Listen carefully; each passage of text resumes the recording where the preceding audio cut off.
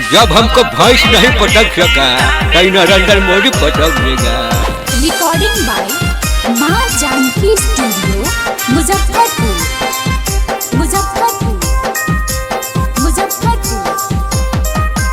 Music director Mithilesh Bhojpuriya. कहतानी खा के क्रिया जाइब ना दोसर भिरिया। कहतानी खा के क्रिया जाइब ना दोसर भिरिया। राजद के झंडा हम फहराइबे करब हो।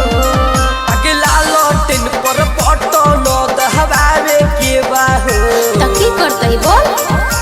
मुन्ना शुक्ला भैया के जितावे के बा हो। अच्छा अरे घरे घरे लौटन जलावे के बा हो।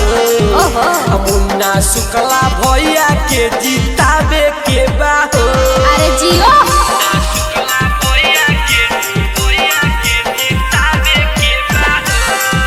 लालू यादव जिंदाबाद जिंदाबाद जिंदाबाद। लालू राबड़ी जिंदाबाद जिंदाबाद जिंदाबाद।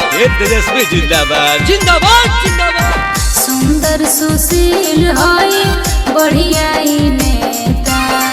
दुखियन गरीब के होई चाहेता।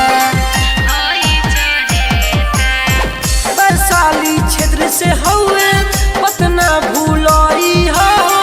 चाची ललटेनिए पर बटन दबाई हो।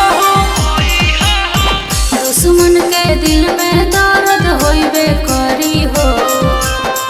दुश्मन के दिल में दर्द होइबे करी हो। लालू यादव डरलै ना मुन्ना शुक्ला डरिहे हो। त की करतै बोल? अबरी ललटेनिया घरे घरे जरिहे हो।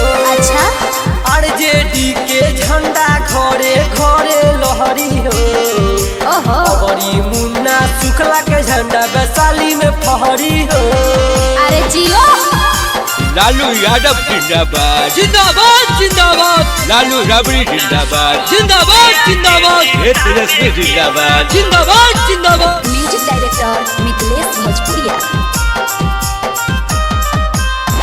मजदूर गरीब के आखे गिरी ना लोर हो। भैया मुन्ना हमें नेता बिजोड़ हो।